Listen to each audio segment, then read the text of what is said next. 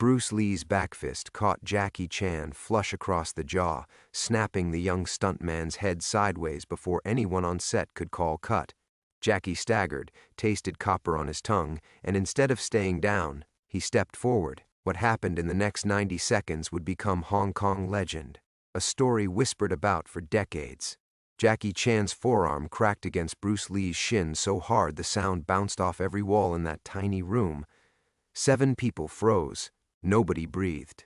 What happened in the next 4 minutes would become Hong Kong film legend, a story whispered about for decades, denied by studios, buried by publicists, and confirmed only by the handful of people standing close enough to feel the sweat hit their skin. Let me take you there. It's 1973, a film set in the Kowloon district of Hong Kong. Not a glamorous one either. We're talking a converted warehouse with bad lighting, gaffer tape on the floor marking actor positions, and the smell of cigarette smoke baked into the concrete walls. Bruce Lee is 32 years old, and he's the most dangerous human being in any room he walks into. Not famous dangerous, not movie dangerous. The kind of dangerous where trained fighters from 3 different countries have flown to Hong Kong just to challenge him, and every single one left with a story they'd rather not tell. Jackie Chan is 18. He's a stuntman, a nobody. He's been doing background work and taking hits for lead actors since he was old enough to fall without breaking his neck, which, thanks to the Peking Opera School, was roughly age 7. His entire job on this particular film set is to get beaten up by Bruce Lee on camera. Run in, attack, get destroyed, hit the ground, do it again. That's the gig. That's all it's supposed to be. But here's the thing about Jackie Chan that people forget. At 18, that kid was already one of the most physically gifted human beings in Hong Kong. He could do backflips off walls. He could take a fall that would hospitalize a normal person and pop right back up grinning. And he had something that no amount of opera training could teach. He had pride. Vicious, quiet, burning pride that sat behind his eyes and never turned off. Now listen to me.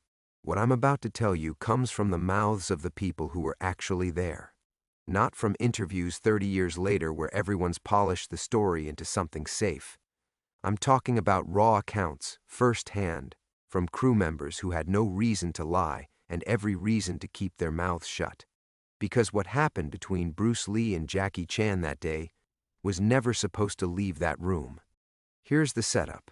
They're shooting a fight scene for Enter the Dragon, the movie that would turn Bruce Lee from an Asian superstar into a global icon, the movie he would never live to see released. In this particular sequence, Bruce needs to fight his way through a wave of nameless guards. Jackie Chan is one of those guards. Stuntman number 6 or 7, depending on who you ask. His job is simple. Charge at Bruce, throw a kick, take the counter strike, go down. They rehearse it twice. No problems. Bruce walks through the choreography with the casual ease of a man who has done this 10,000 times. Jackie hits his marks perfectly. The stunt coordinator nods. Everyone's ready. But on the actual take, something goes wrong. I swear this happened. The cameras roll. Jackie charges in from Bruce's left side. He throws the rehearsed kick, a wide roundhouse aimed at Bruce's midsection, deliberately slow, deliberately telegraphed. The kind of kick that's designed to make the star look superhuman when he counters it. But Jackie's foot travels about 2 inches farther than it did in rehearsal. Maybe it's adrenaline. Maybe it's the slippery floor. Maybe it's that burning pride I mentioned, the part of Jackie Chan that simply could not throw a fake-looking kick even when fake was the entire point. Whatever the reason, that kick connects. Not hard, not fight-ending. But it touches Bruce Lee's ribs with enough force that everyone sees Bruce's body register it. His torso shifts, his eyes change, and for 1/2 second, the most famous martial artist on earth looks at this teenage stuntman with an expression that nobody in that room has ever seen directed at them. Bruce doesn't say cut. The director doesn't say cut. Nobody says anything because Bruce Lee is still moving, and when Bruce Lee is still moving, you do not interrupt. He grabs Jackie by the arm. This is not choreographed.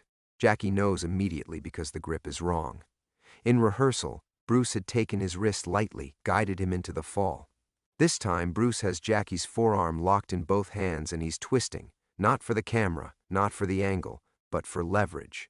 Real leverage. Jackie's feet leave the ground. Now get this. Any other stuntman in Hong Kong takes that throw and stays down.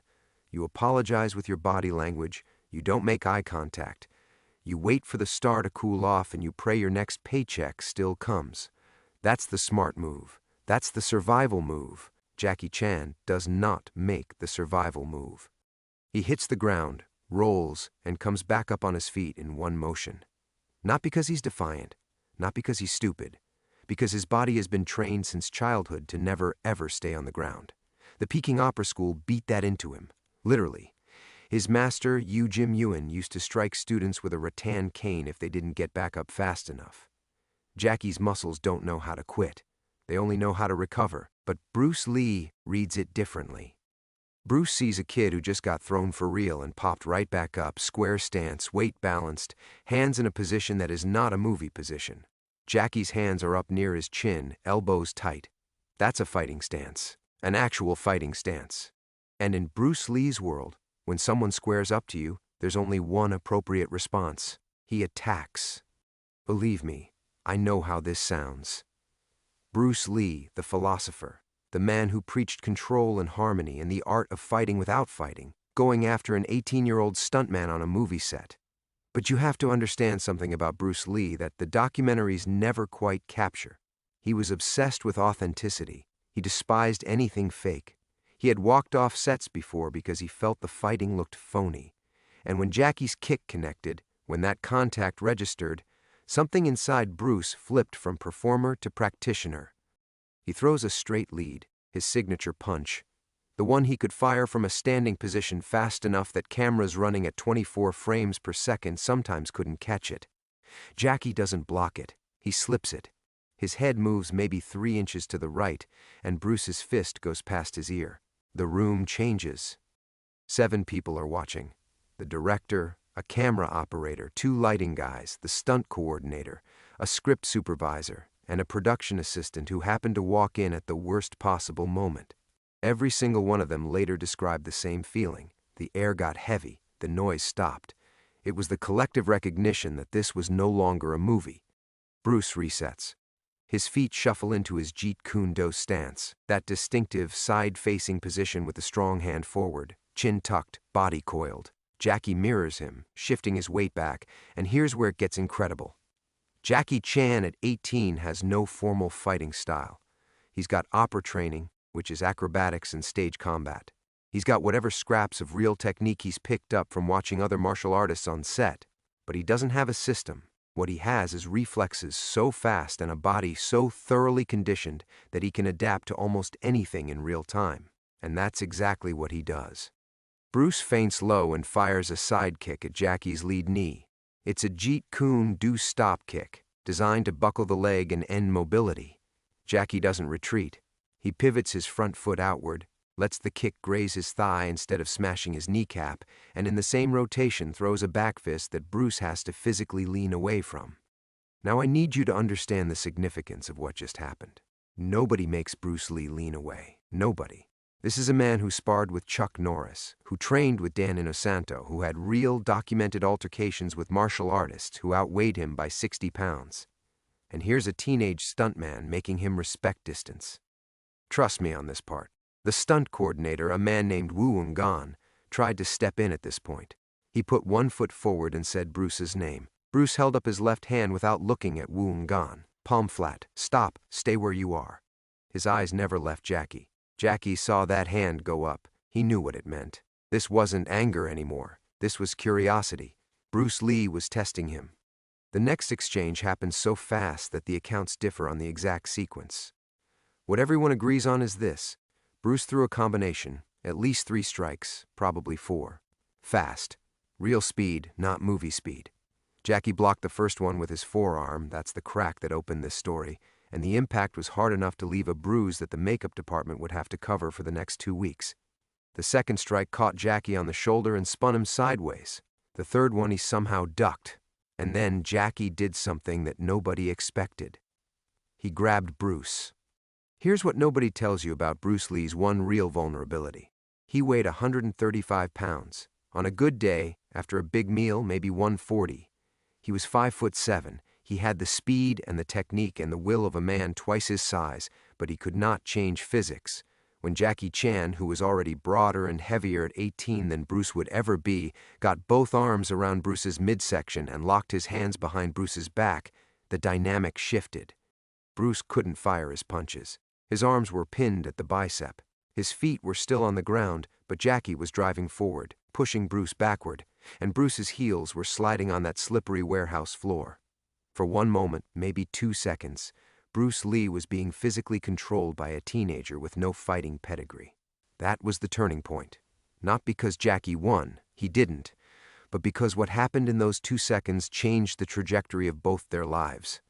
Bruce Lee did not panic. Let me be very clear about that. The man had been grabbed before. He'd been tackled, held, clinched by bigger, stronger men in real confrontations. He knew exactly what to do. He dropped his weight, created space by slamming his forehead into Jackie's collarbone. Not a headbutt to the face, a controlled, precise impact to a bony area that hurts without causing real damage. And when Jackie's grip loosened for half a second, Bruce swam his right arm free and delivered an elbow strike to Jackie's ribs that put the kid on one knee. Jackie went down. His hand hit the concrete floor. His breath came out in a sharp grunt that every person in that room heard clearly. And then Bruce Lee did something that no one predicted. He reached down and offered Jackie his hand. I know how that reads. The great Bruce Lee, benevolent master, helps up the fallen student. You've seen that scene in 100 movies. But this wasn't that. The look on Bruce's face wasn't magnanimous. It wasn't teacher-like. The people who were there described it as something closer to respect mixed with confusion. The expression of a man who had just encountered something he didn't fully understand and needed a moment to process. Jackie took the hand. He stood up. His ribs were already starting to swell where the elbow had landed. His forearm was singing with pain from that initial block. And according to Woongan, Jackie Chan looked at Bruce Lee and said 5 words. I'm sorry. Again? 2 words of apology. 1 word of challenge. And Bruce Lee, the man who could have ended this entire interaction at any point, who could have waved his hand and had Jackie removed from the set and blacklisted from the Hong Kong film industry with a single phone call, did something remarkable. He laughed. Not a big laugh, not a performance. A short, sharp exhale through his nose with the corners of his mouth turned up. The kind of laugh that means, I see you. No, Bruce said. We're done. He turned to the director. Use him more. He's good. 4 words that changed cinema. He's good. That was Bruce Lee's verdict on 18-year-old Jackie Chan. Not spectacular. Not the next great martial artist. Good.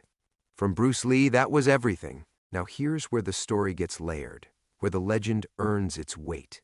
The crew finished the scene. They ran the take again, properly choreographed this time. Jackie charged in, threw his kick, and Bruce countered with a necklock that looked devastating on camera. Jackie went down and stayed down, exactly as scripted. Nobody watching that footage would ever know what had happened between takes. It's invisible. The final version of Enter the Dragon shows a young Jackie Chan getting casually dispatched by Bruce Lee in about 3 seconds of screen time. That's all the public ever saw. But the 7 people in that room knew. And over the next few months, the story started to travel. Not fast, not loudly, in whispers, at rap parties, over late-night meals at the Dai Pai Dong stalls in Mongkok. Did you hear about the kid who squared up to Bruce?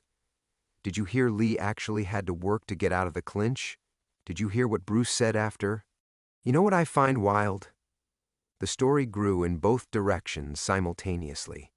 The Bruce Lee loyalists told a version where Bruce was never in any danger, where he deliberately let Jackie grab him just to see what the kid would do, where the whole thing was a test that Bruce controlled from start to finish.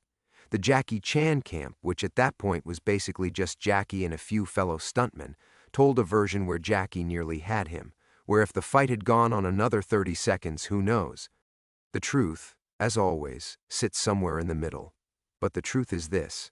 Jackie Chan, at 18, with no formal fighting credentials, survived a real exchange with Bruce Lee and earned 4 words of praise from the most demanding martial artist who ever lived. That is not nothing. That is, in fact, everything. And now we have to talk about what came after. Because the real tragedy of this story is timing. 5 months later, Bruce Lee was dead. July 20th, 1973. Brain edema. He was 32 years old. The world lost the greatest martial artist it had ever produced, and Jackie Chan lost something that nobody talks about. He lost the only person in the industry who had ever looked at him and seen potential rather than utility. Think about that for a second. Every other director, every other star, every other person of authority in the Hong Kong film world looked at Jackie Chan and saw a body. A durable, expendable body that could take punishment and hit the ground convincingly. Bruce Lee looked at him and said, "He's good." Bruce Lee saw the thing in Jackie that the world wouldn't recognize for another 5 years.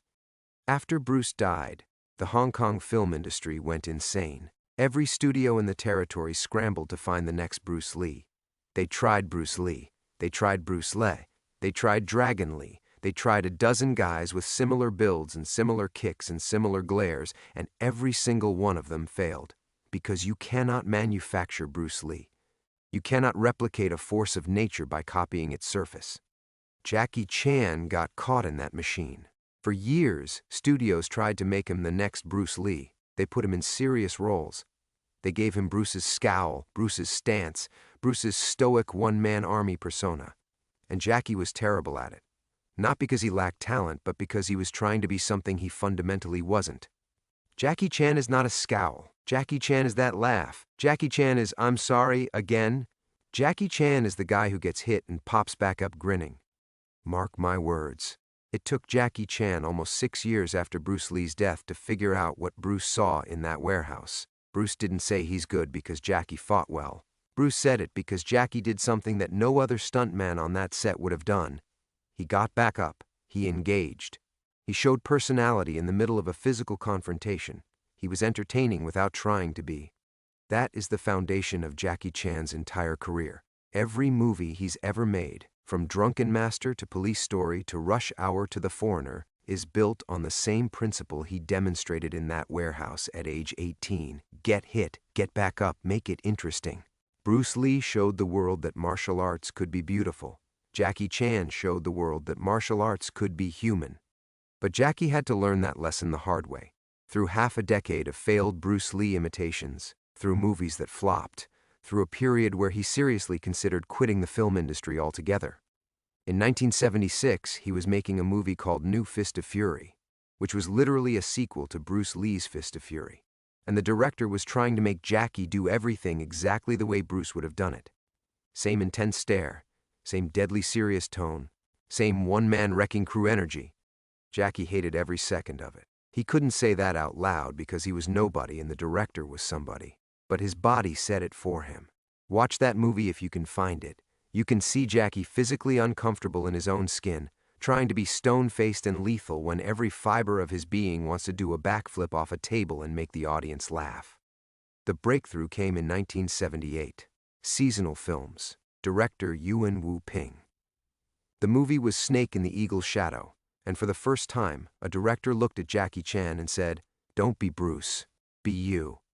Jackie was 24. He'd spent 6 years trapped in someone else's shadow, and the moment somebody gave him permission to step out of it, he exploded. He cracked jokes on camera, he used props, he turned fight scenes into physical comedy routines that had audiences screaming with laughter and gasping in disbelief at the same time.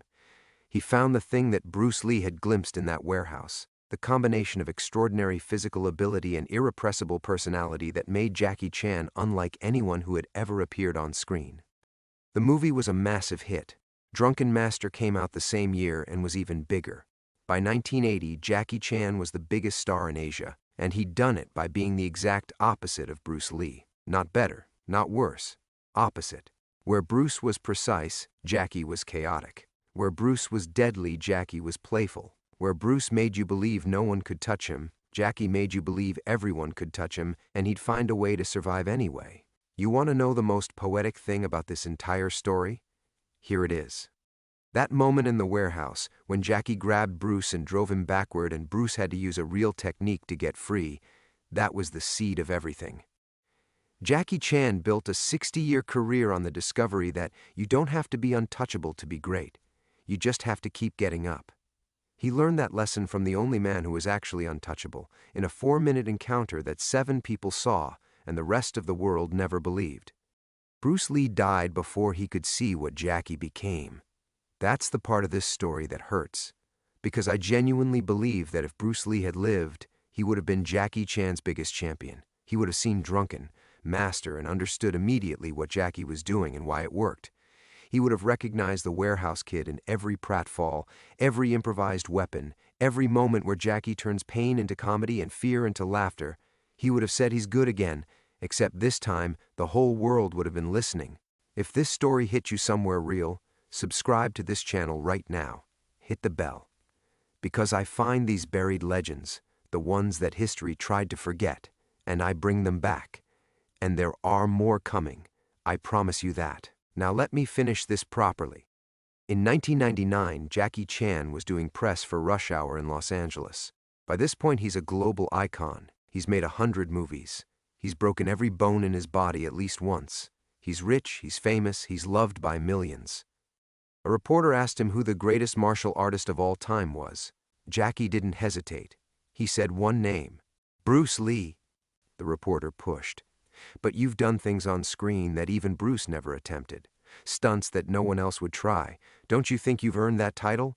Jackie leaned back in his chair. He rubbed his right forearm, the one that had caught Bruce's shin 26 years earlier in a warehouse in Kowloon. The bruise was long gone, but the memory was in the bone. Bruce was the master, Jackie said. I am the student who refused to sit down.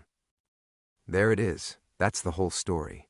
That's the line that connects an 18-year-old stuntman getting thrown to the concrete to a 60-year-old legend who changed cinema forever. I am the student who refused to sit down. 9 words that carry the weight of a warehouse, a bruise, a laugh, and a verdict delivered by a man who died 5 months later and never got to see how right he was. You know what gets me? Jackie Chan has told versions of working with Bruce Lee in dozens of interviews over the years. He's talked about how Bruce accidentally hit him too hard during filming and then held him and rubbed his head and apologized. That's the public story. That's the cute story. That's the one that makes Bruce look gentle and Jackie look young and the whole thing look like a nice anecdote about a legend being kind to a nobody. But Jackie has never, not once, publicly described what happened between takes. He's never talked about the kick that connected, the throw that wasn't choreographed, the clinch that surprised everyone, the elbow that put him down, or the hand that helped him back up. In every interview, when the conversation gets close to that territory, Jackie redirects. He tells the head-rubbing story. He keeps it safe. He protects the moment. Why? I'll tell you why. Because some things are worth more as secrets than as stories. Because the 7 people who were in that room shared something that a YouTube video or a magazine article can never fully capture. They watched 2 eras of martial arts cinema collide in real time, the passing and the future, the untouchable and the unkillable, the man who showed the world that fighting was art, and the kid who would grow up to show the world that art was fighting. That warehouse in Kowloon is gone now, torn down in the 80s to make room for a shopping complex. The exact spot where Jackie Chan's forearm met Bruce Lee's shin is probably underneath a food court. Somebody's eating noodles directly above the place where the most important 4 minutes in martial arts film history happened. And you know what? That feels right. That feels exactly like something Jackie Chan would appreciate. The grand and the ordinary stacked right on top of each other, the legendary and the everyday sharing the same ground. Because that's what Jackie Chan has always been about. He's the guy who does something superhuman and then trips over a chair. He's the guy who survives a fall that should kill him and then gets scolded by his mother on the phone. He's the guy who stood up to Bruce Lee, got put down by Bruce Lee, asked to go again, and then spent the next 50 years turning the simple act of getting back up into the most entertaining thing the human eye has ever witnessed. And it all started with a kick that traveled 2 inches too far, a grip that held 2 seconds too long, and 4 words from a dead man that still ring true half a century later. He's good. Yeah, Bruce. He was.